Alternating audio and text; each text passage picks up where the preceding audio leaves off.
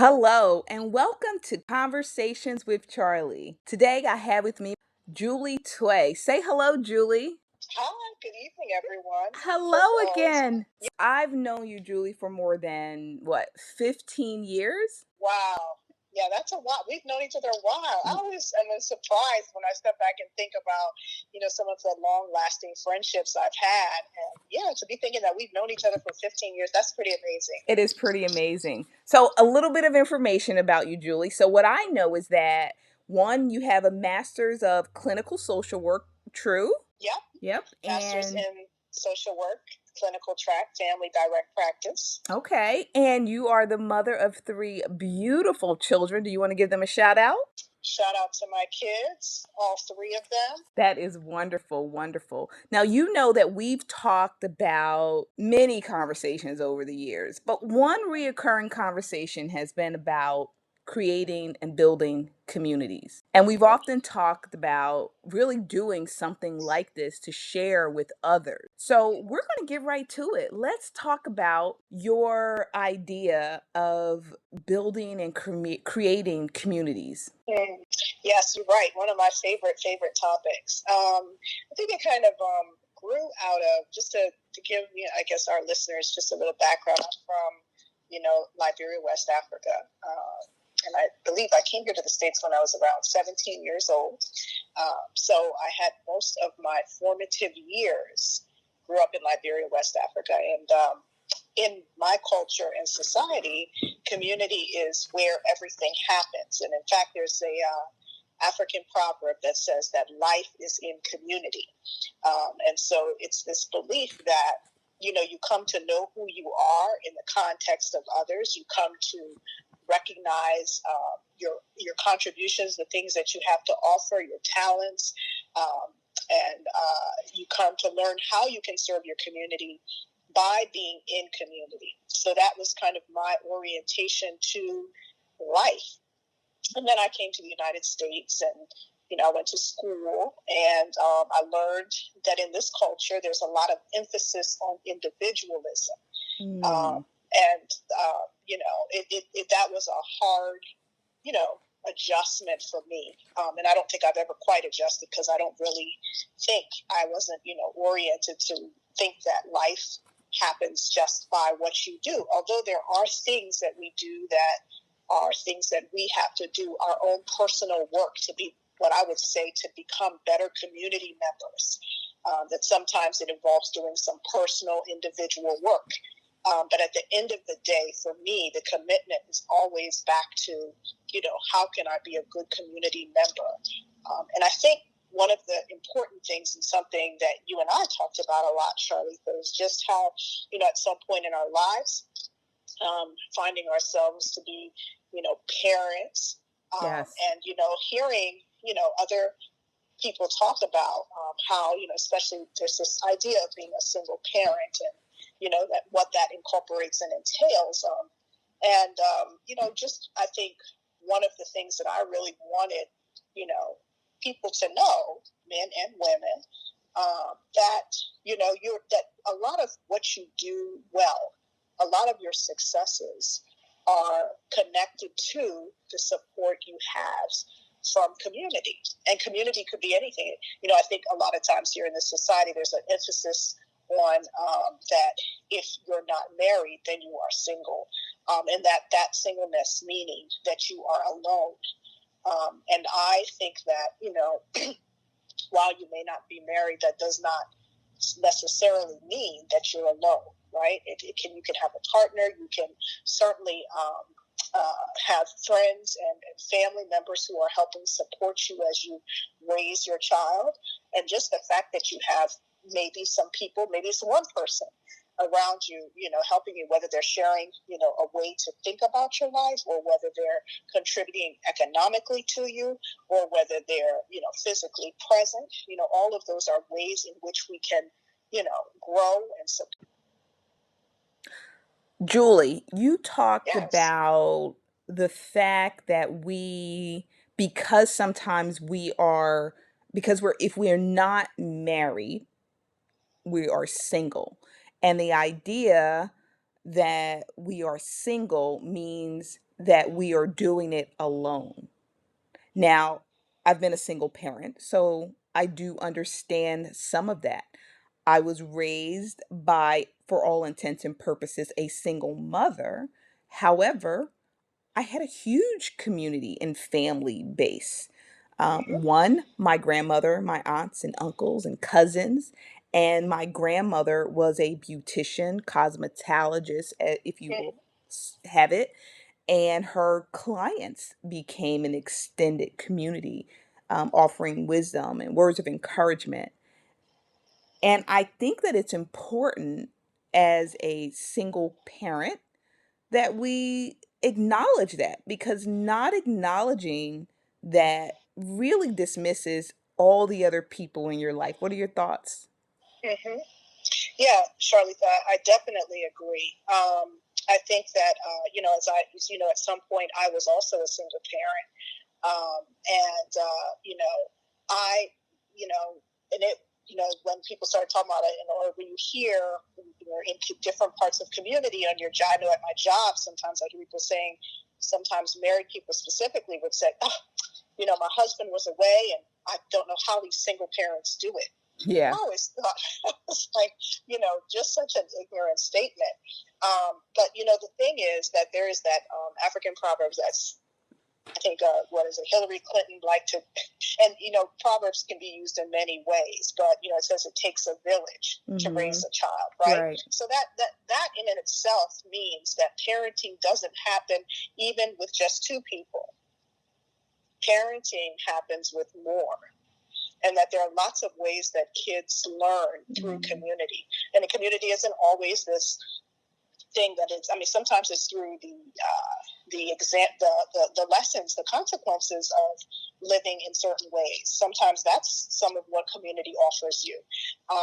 So it's not always the positive, but yes, really, I think it's important when you find yourself in whatever situation you find yourself and feeling alone, to remember that that can really be a delusion. That doesn't mean that sometimes people aren't alone. I don't think life is not black and white. It's often gray. Mm-hmm. But there are times where people just can look around and say, I don't feel like I really have anyone in my corner. So I don't want to, in the same way, diminish those experiences by saying that, oh, you absolutely have somebody, because everybody's experience is different. But what I will say is that for the majority of people, right, that oftentimes it's really kind of, if sometimes you see clearly when you blink, you open your eyes, you look at the same thing, you see it a little bit differently. So what I'm encouraging is to take that blink and just kind of reflect a little bit on, okay, so maybe you didn't have formula for your baby one day, or you didn't have the money for, I don't know, daycare, or you didn't have money for food. It could be anything, but somebody, maybe it was a stranger, maybe it was somebody you knew, maybe it was a friend who lent you something. Any of those situations, that's resources in community. So half the battle is recognizing that you have resources. And the thing is, when you recognize you have resources, then you are more likely to access your resources. So I want to interrupt you for 1 second. So Absolutely. you spoke about that person who says, I really don't have anyone. And I know this is something that you and I have talked about before. How do you build? Now, I know for me, I have been a quiet, very private person in my life. Mm-hmm. But I've also had some support from my mother, from my aunts and uncles, as I mentioned. I've had support even in raising my daughter and my children, single and married. How about that? I've been in both places. But for those who really say, I don't have anybody, what would you say? How would you say to start building some community around you? Mm-hmm. And so, with that particular situation, what I would say is, one, to first understand what it means to have community. So there's an African philosophy called Ubuntu. And a person with Ubuntu is a person who is open and available to others, affirms others, does not feel threatened by others, is able and good, is rooted in self-knowledge and self-assurance that comes from knowing that he or she belongs to a greater whole, and is diminished when others are diminished, and uplifted when the community is uplifted, right?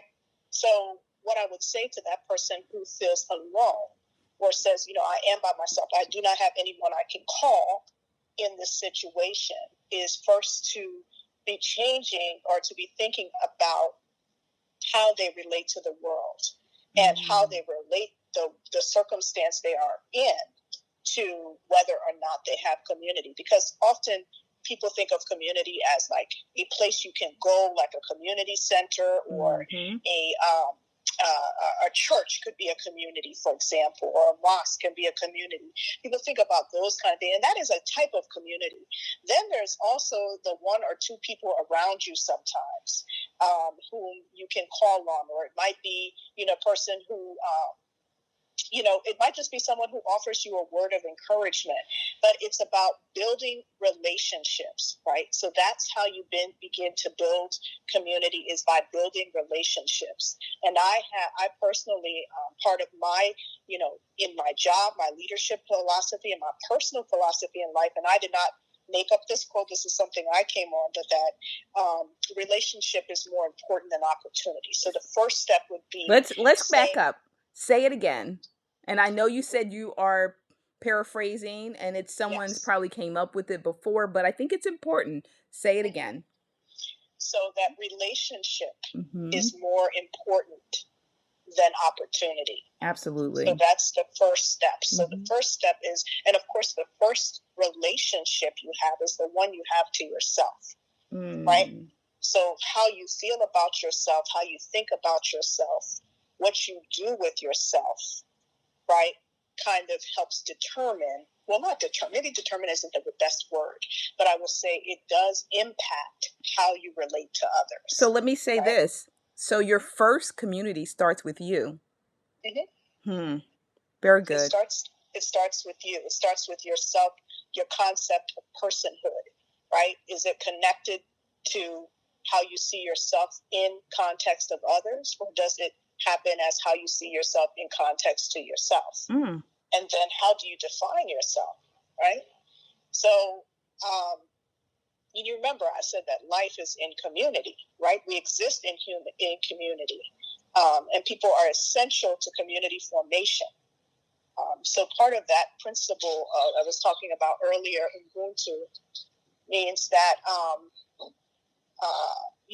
that life, that your life is connected to others. It is my belief that our community embraces and presents us with our roles, right? Therefore, with our what? Say it again. With our roles. Okay. It presents us with our roles.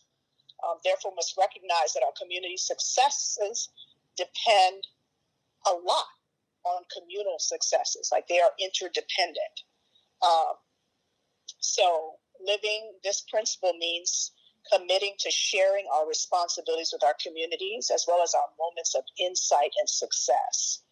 So first, your success, your personal success, is not just your success. It is your community success. But first, knowing how you know what I mean, how you define. So for my children, growing up, one of the things that I would always say to them is, and especially my oldest daughter too, I taught her, was that, people here, I know they talk about chores a lot, in the household, having chores. And then some people believe in paying children for their chores. I don't agree with that way of doing things. It's not my way, and it's not the way that I grew up. In other words, you contribute to your household because you are a viable and important member of the household, and that the way you do it, no one else can do it, right? And so it's almost like you're putting your mark on what you do. As I was saying a little bit about chores, and this is again is just an example, right?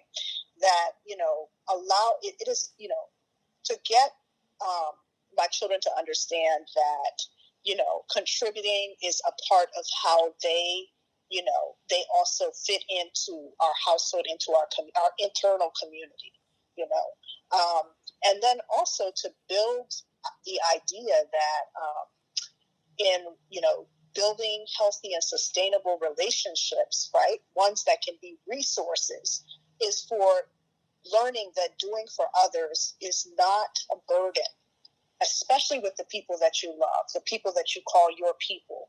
It should not be a burden. And those are things that, if you start teaching at an early age, you start teaching children, chores can be one way that you look at it. Again, I don't even call it chores, really.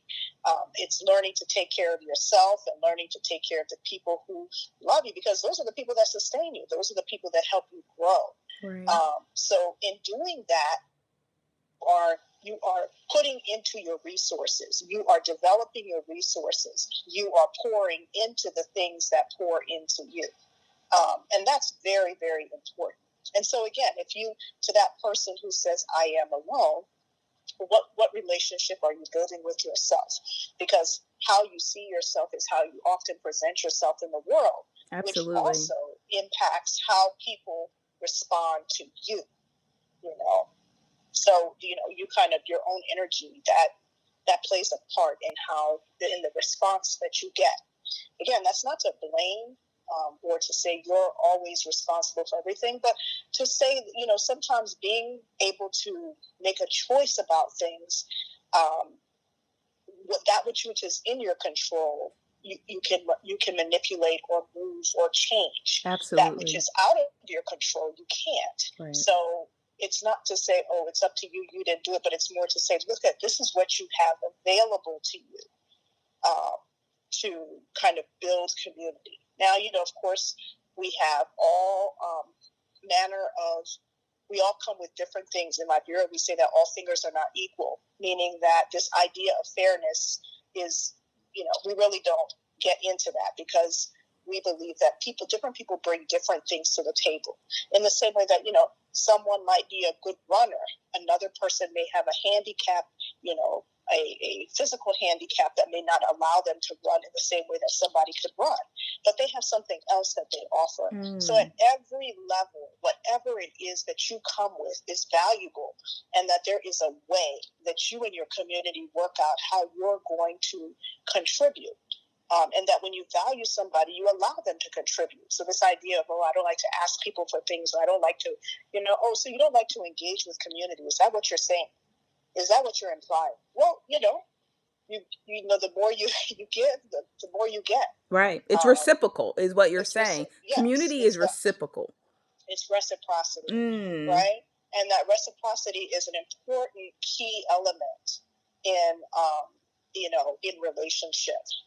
It's part of now not everybody believes in that. There are different types of relationships. So again, I'm speaking very broadly here. Absolutely.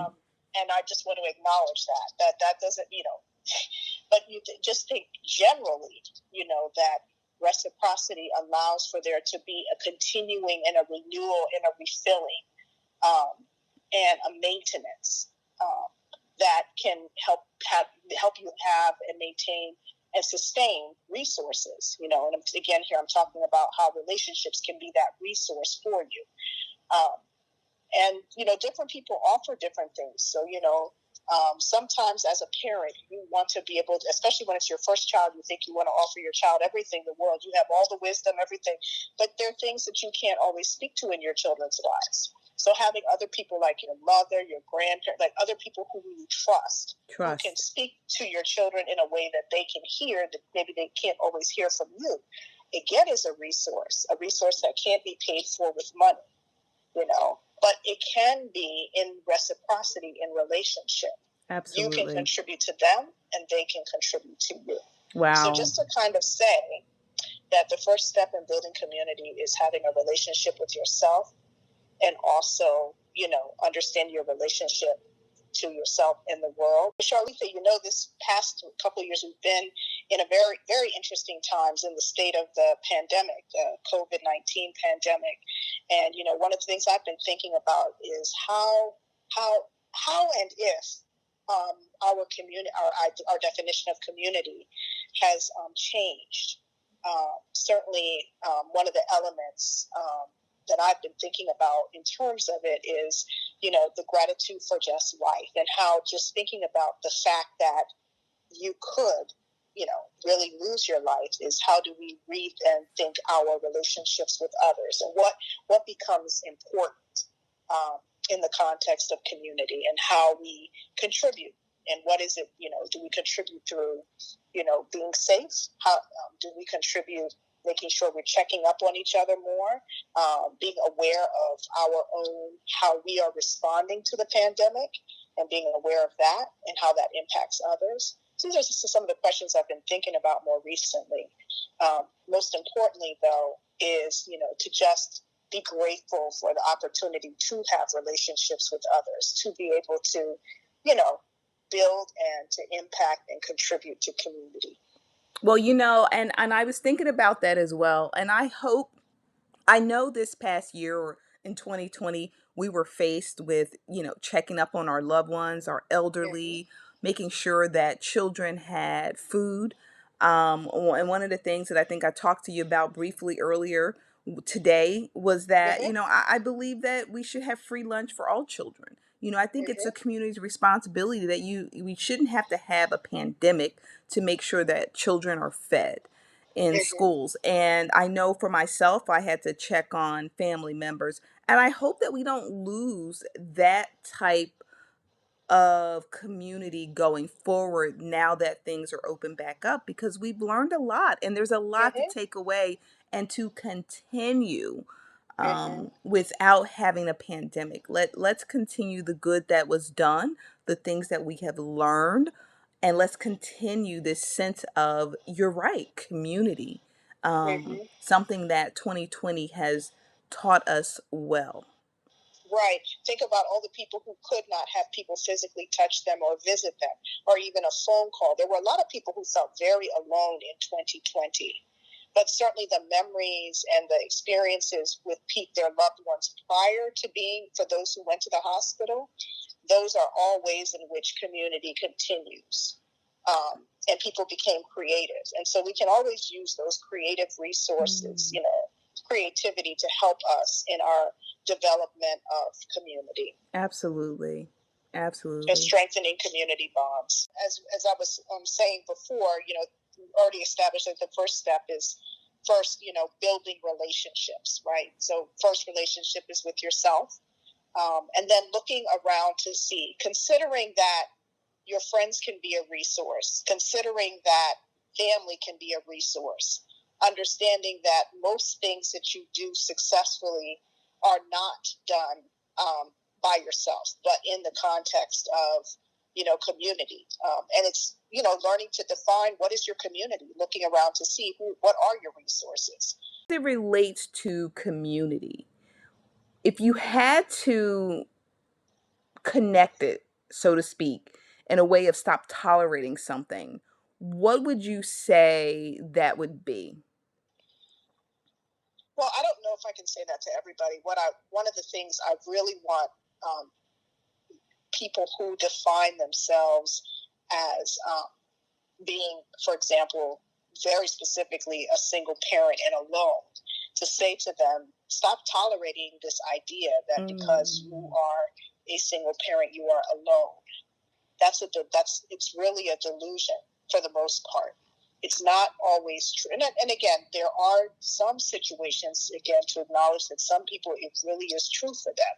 But for most people, it just takes reframing and rethinking what you consider resources, and what you consider, and that parenting, for example, is something that you often don't just do by yourself. You may be the person, paying for things, but you might have people who offer your child a word of encouragement, or you might have someone you go to that can help you and say, hey, when my child was little, I did this, or I did that. Those are all resources.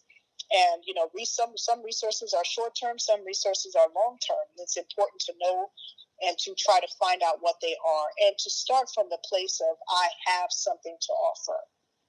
I am here, and Ubuntu says, I am because we are, right?